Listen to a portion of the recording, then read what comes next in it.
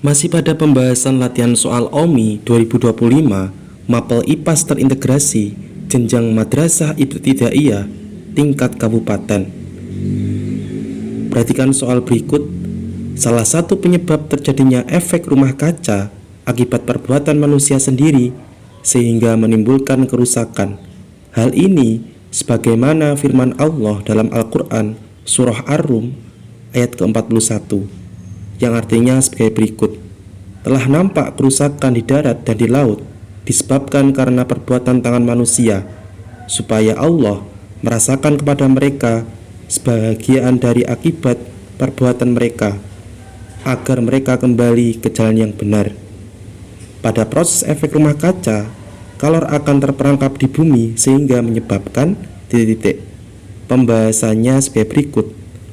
Proses rumah kaca terjadi ketika gas-gas tertentu di atmosfer seperti karbon dioksida dan metana menyerap radiasi inframerah yang dipancarkan oleh bumi. Hal ini menyebabkan kalor terperangkap di atmosfer sehingga meningkatkan suhu rata-rata bumi.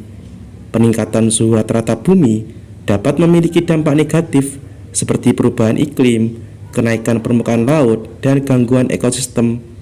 Oleh karena itu, penting untuk memahami dan mengatasi penyebab perubahan iklim. Maka jawaban yang tepat untuk soal ini adalah A. Meningkatnya suhu rata-rata bumi. Soal berikutnya, perhatikan gambar rangkaian berikut. Nah, pada soal merupakan gambar rangkaian listrik. Manakah pernyataan berikut yang salah? Pembahasannya sebagai berikut.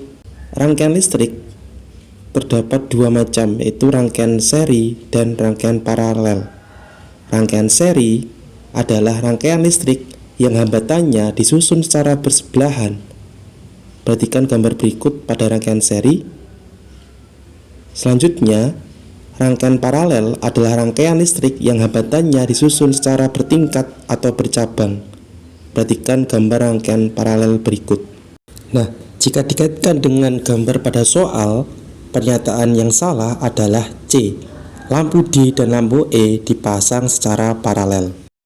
Soal berikutnya, perhatikan nama benda-benda di bawah ini. 1 paku, 2 pensil, 3 penggaris plastik, 4 karet penghapus, 5 jarum. Pasangan benda yang dapat ditarik oleh magnet ditujukan oleh pasangan nomor. Pembahasannya sebagai berikut. Berdasarkan sifat bahan penyusunnya dan interaksinya dengan medan magnet, digolongkan menjadi benda magnetik dan non-magnetik. Benda magnetik adalah benda yang dapat ditarik magnet, misalnya gunting, skrup, sendok, obeng, mur, paku, dan jarum. Sedangkan benda non-magnetik adalah benda yang tidak dapat ditarik magnet, misalnya kayu, kertas, plastik, kaca, daun, dan lain-lain. Nah, berdasarkan penjelasan tersebut, kita analisis contoh benda-benda pada soal. Nomor 1, paku itu merupakan benda magnetik. Kemudian nomor 2, pensil merupakan benda non-magnetik. Kemudian 3, penggaris plastik merupakan benda non-magnetik. Kemudian 4, karet penghapus merupakan benda non-magnetik. Dan yang terakhir nomor 5 adalah jarum, itu merupakan benda magnetik. Maka jawaban yang tepat untuk soal ini adalah D, 1 dan 5. Soal berikutnya, salah satu contoh zat padat adalah besi yang memiliki kekhususan dalam Al-Quran. Selain diabadikan sebagai nama surah Al-Hadid atau besi, juga dikatakan dalam surah tersebut bahwa dan kami turunkan besi yang padanya terdapat kekuatan yang hebat dan berbagai manfaat bagi manusia. Di antara sifat zat padat adalah memuai. Alat yang biasa digunakan untuk menyelidiki pemuaian berbagai zat padat adalah. Pembahasannya sebagai berikut. Alat yang dimaksud adalah Munzenbroek. Munzenbroek adalah alat yang digunakan untuk menyelidiki pemuaian berbagai zat padat.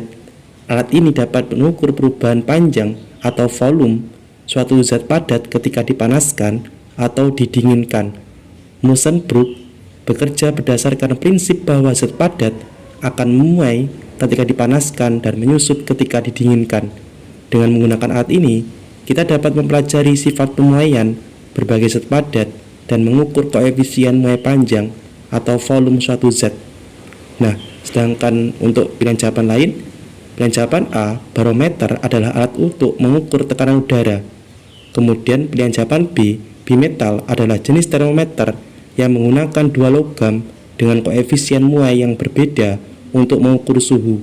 Kemudian pilihan jawaban C, termometer adalah alat untuk mengukur suhu.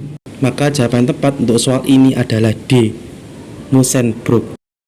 Soal berikutnya, untuk mengatasi masalah yang ditimbulkan akibat pemuaian dapat diatasi dengan beberapa cara berikut, kecuali pembahasannya sebagai berikut. Kita analisis pilihan jawaban. Pilihan jawaban A, membuat celah pada sambungan rel kereta api. Nah, ini merupakan cara untuk mengatasi masalah yang ditimbulkan akibat pemuaian. Hal ini dikarenakan pembuatan celah pada sambungan rel kereta api memungkinkan rel untuk memuai dan menyusut tanpa menyebabkan kerusakan.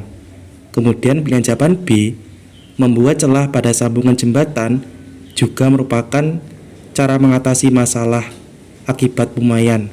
Hal ini memungkinkan struktur jembatan untuk memuai dan menyusut tanpa menyebabkan kerusakan. Kemudian pilihan jawaban C, membuat keping bimetal pada saklar otomatis sebenarnya adalah contoh pemanfaatan pemuaian, bukan cara mengatasi masalah yang ditimbulkan akibat pemuaian. Keping bimetal digunakan untuk mendeteksi perubahan suhu dan mengaktifkan saklar otomatis, bukan untuk mengatasi masalah pemuaian. Kemudian pilihan jawaban D, membuat ukuran bingkai jendela lebih besar dari kacanya. Ini merupakan cara mengatasi masalah pemuaian. Pembuatan ukuran bingkai jendela lebih besar dari kacanya memungkinkan kaca untuk memuai dan menyusut tanpa menyebabkan kerusakan. Maka jawaban yang tepat untuk soal ini adalah C, membuat keping bimetal pada saklar otomatis. Soal berikutnya, berikut ini yang merupakan contoh perpindahan panas secara konveksi adalah pembahasannya sebagai berikut. Nah, kita tahu perpindahan panas itu terbagi menjadi dua, yaitu diantaranya radiasi, konveksi, dan konduksi. Radiasi adalah perpindahan panas tanpa ada zat perantara. Konveksi adalah perpindahan panas yang diikuti oleh zat perantaranya. Kemudian konduksi adalah perpindahan panas yang tidak diikuti oleh zat perantaranya. Kita analisis contoh pada pilihan jawaban. Pilihan jawaban A, ketika mengaduh teh panas, sendok aluminium juga ikut panas. Itu merupakan peristiwa konduksi. Kemudian pilihan jawaban B, terjadinya angin darat dan angin laut. Itu merupakan peristiwa konveksi. Pilihan jawaban C, pada siang hari tubuh terasa panas karena sinar matahari yang sampai ke bumi. Itu merupakan contoh peristiwa radiasi.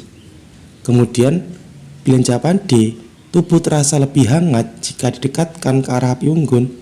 Itu merupakan contoh peristiwa radiasi. Maka jawaban yang tepat untuk soal ini adalah B, terjadinya angin darat dan angin laut. Soal berikutnya, apabila kedua telapak tangan ditangkupkan kemudian saling digosokkan hingga cukup lama, maka telapak tangan akan terasa panas. Dalam hal ini terjadi perubahan energi, yaitu pembahasannya sebagai berikut. Ketika telapak tangan digosokkan, itu terdapat energi kinetik atau energi gerak dari gerakan tangan diubah menjadi energi panas. Hal ini terjadi karena gesekan antara permukaan telapak tangan menyebabkan molekul-molekul di permukaan telapak tangan bergerak lebih cepat dan menghasilkan panas. Maka jawaban yang tepat untuk soal ini adalah B, energi kinetik menjadi energi panas. Sekian untuk pembahasan kali ini. Terima kasih, semoga bermanfaat.